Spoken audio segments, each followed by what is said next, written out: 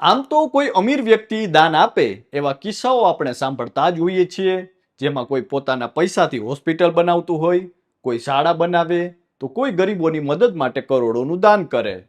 પરંતુ શું તમે ક્યારેય એવું સાંભળ્યું છે કે કોઈ વ્યક્તિ પોતાની આખી જિંદગીની કમાણીમાંથી ઊભી કરેલી કરોડોની સંપત્તિ, પોતાનું ઘર, જમીન, દાગીના સહિત તમામ મિલકતો આપણા દેશ માટે દાન કરી દેતો? અને એટલું જ નહીં, મૃત્યુ પછી પોતાનું શરીર પણ મેડિકલ વિદ્યાર્થીઓના અભ્યાસ માટે દાન કરવાનો નિર્ણય લેતો? તમે કહેશો શું વાત કરો છો? જી હા, હાલમાં જ એક વ્યક્તિએ અંદાજિત 100 કરોડની સંપત્તિ દેશને નામે કરી દીધી છે. આ વ્યક્તિ અને તેને વર્ષાવેલી દાનની સરવાણી વિશે જાણીને તમે પણ આશ્ચર્યચકિત થઈ જશો. નમસ્કાર, આપની સાથે હું છું કૃપાસિંહ જાડેજા અને હાલમાં જ એક વ્યક્તિએ દેશ માટે પોતાની તમામ સંપત્તિ દાનમાં આપી દીધી, તેના વિશે વિગતે વાત કરીએ. વાત ગુજરાતી પર. ખર્ચતા ખૂટી જશે એ તો મૂર્ખ મનનો વેમ, દાતા કહે મારે દેવું ઘટે, આ કાલ હશે કે કેમ. આમ તો આપણે ત્યાં કહેવાય છે કે માણસ દુનિયામાં ખાલી હાથે આવે છે અને ખાલી હાથે જ જાય છે, પરંતુ જીવનમાં માણસે શું મેળવ્યું છે તેના કરતા જીવન પૂરું થયા પછી તે સમાજ માટે શું છોડી ગયો તે વધારે મહત્વનું હોય છે. કોઈ વ્યક્તિ આખી જિંદગી પૈસા કમાય છે, મિલકત બનાવે છે અને પોતાના પરિવાર માટે સંપત્તિ એકઠી કરે છે, પરંતુ એક બાજુ આજે જ્યારે રૂપિયાને લઈ સોનાના સંબંધોમાં પણ તિરાડો પડી રહી છે, ત્યારે હાલમાં જ એક વ્યક્તિએ 100 કરોડની સંપત્તિ ભારત દેશને સમર્પિત કરી દીધી છે. જો આ સમગ્ર ઘટના વિશે વિગતે વાત કરીએ તો હિમાચલ પ્રદેશના હમીરપુર જિલ્લાના જોલસંપર વિસ્તારના રહેવાસી એવા 77 વર્ષીય ડોક્ટર રાજેન્દ્ર કનવર વર્ષ 1977માં હિમાલય પ્રદેશના આરોગ્ય વિભાગમાં મેડિકલ ઓફિસર તરીકે જોડાયા હતા. લગભગ 33 વર્ષ સુધી સરકારી આરોગ્ય વિભાગમાં સેવા આપ્યા બાદ તેઓ વર્ષ 2010માં સિનિયર મેડિકલ ઓફિસર તરીકે નિવૃત્ત થયા હતા. પરંતુ મહત્વની વાત એ છે કે નિવૃત્તિનો અર્થ તેમના માટે લોકોની સેવા પૂરી કરવી એવો નહોતો. આજે પણ તેઓ જરૂરિયાતમંદ અને ગરીબ દર્દીઓની સારવારમાં મદદ કરતા રહે છે. એટલે કે સરકારી નોકરી દરમિયાન પણ તેમણે લોકોની સેવા કરી અને નિવૃત્તિ પછી પણ આ સેવા હજુ પણ ચાલુ છે. પરંતુ હાલમાં જ ડોક્ટર રાજેન્દ્ર કંવરે પોતાની અને પોતાની સ્વર્ગસ્થ પત્ની કૃષ્ણા કંવરની રૂપિયા 100 કરોડની ચલ અચલ સંપત્તિ રાજ્ય સરકારને દાન કરી દીધી છે. આ સિવાય તેમણે પોતાનો દેહ પણ મેડિકલ વિદ્યાર્થીઓના અભ્યાસ માટે દાન કરવાનો નિર્ણય લીધો છે. તેમણે વર્ષ 2021માં જ પોતાની સંપત્તિ સરકારને આપવાની ઈચ્છા વ્યક્ત કરી હતી.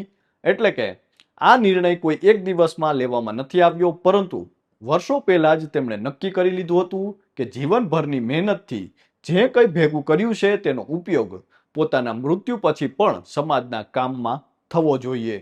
આખરે ગત 5 ઓગસ્ટ 2026ના રોજ તેમણે પોતાની સંપત્તિનું કાયદેસર હસ્તાંતરણ પણ કરી દીધું.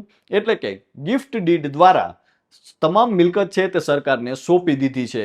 આ ઉપરાંત ડોક્ટર કંવરે પોતાના મૃત્યુ પછી દેહદાન માટે મેડિકલ કોલેજના એનાટોમી વિભાગને લેખિત મંજૂરી આપીને આઈડી કાર્ડ પણ મેળવી લીધું છે અને કોલેજના વિદ્યાર્થીઓ માટે મૃત્યુ બાદ પોતાની ડેડ બોડી અભ્યાસાર્થે અર્પણ કરી દીધી છે.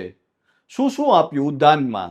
તો આપને જણાવી દઈએ કે ડોક્ટર કંવરે તેમને કોઈ સંતાન નથી અને તેમની આ સંપત્તિમાં 2 માળનો બંગલો, 5-5 એકર જમીન, કરોડો રૂપિયાના દાગીના, કાર, ફર્નિચર અને બેંકમાં જમા રકમનો સમાવેશ થાય છે, જેનું વર્તમાન બજાર મૂલ્ય 100 કરોડ રૂપિયાથી પણ વધુનું આંકવામાં આવે છે.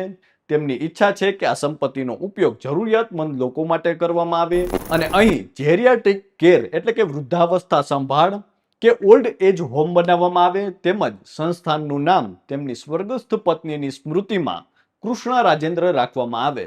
એટલે કે તેમણે ફક્ત પોતાની પાસે રહેલી મિલકત જ નહીં, પરંતુ જીવનભરની સંપત્તિ સમાજના નામે સમર્પિત કરી દીધી છે. પરંતુ તમને જાણીને નવાઈ લાગશે કે ડોક્ટર રાજેન્દ્ર કંવરે આ નિર્ણય માત્ર પોતાની રીતે નથી લીધો. તેમની પત્ની કૃષ્ણા કંવર પણ તેમના આ વિચારમાં સાથે હતા. કૃષ્ણા કંવર શિક્ષણ વિભાગમાં કાર્યરત હતા અને લાંબી સેવા આપ્યા બાદ વર્ષ 2011માં આચાર્ય તરીકે નિવૃત્ત થયા હતા. બંનેને કોઈ સંતાન નહોતું અને વર્ષો પહેલા બંને નક્કી કર્યું હતું કે પોતાની જિંદગીમાં જે કંઈ પણ કમાણી અને સંપત્તિ ઊભી થઈ છે તેનો ઉપયોગ સમાજના કામમાં જ કરવામાં આવશે. અને કૃષ્ણા કન્વરનું વર્ષ 2020માં અવસાન થયું, પરંતુ પત્નીના અવસાન પછી પણ રાજેન્દ્ર કન્વરે બંનેને સાથે મળીને આ નિર્ણય લીધો અને આજે પણ તેમણે એ નિર્ણય યાદ રાખીને આ પગલું ભર્યું છે. ત્યારે હાલ તો તેમના આ દાનની ચોમેર ચર્ચાઓ થઈ રહી છે. મીડિયા અને સોશિયલ મીડિયા પર તેમના આ દાન વિશે સાંભળીને લોકો પોતાની પ્રતિક્રિયા આપી રહ્યા છે અને કહી રહ્યા છે કે આજે સમાજમાં જ્યારે રૂપિયાને લઈને ભાઈ ભાઈ વચ્ચે ઝઘડાઓ થઈ રહ્યા છે, ત્યારે આ પ્રકારે પોતાની તમામ સંપત્તિ કોઈ સંબંધીઓ કે મિત્રોના નામે કરવાના બદલે દેશ માટે સમર્પિત કરી છે, તે ખૂબ મહાન પગલું છે. ત્યારે તમે પણ આ અંગે શું માનો છો તે કોમેન્ટ કરીને અમને જરૂરથી જણાવજો. તો હાલ બસ આટલું જ. ફરી મળતા રહીશું વાત ગુજરાતી પર.